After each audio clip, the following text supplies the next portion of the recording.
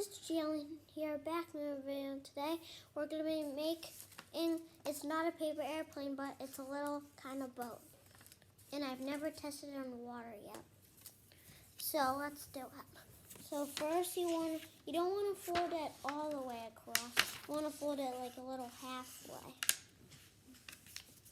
And then it'll look like this. And then you want to do the other side.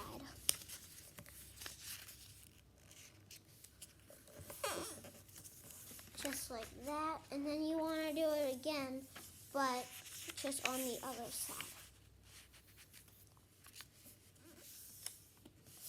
Then it'll look like that, and then you're going to do that other one. It's like just like the folds of that uneven paper airplane. Then after it'll look like this.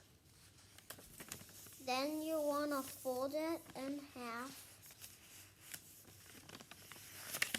It's a little hard. Just learned how to make this today. Then you want to fold it back. Then you're going to do that with the other side too.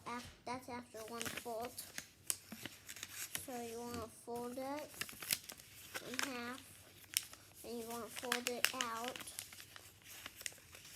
Then you can make a paper boat. And you just want to make it nice and flat.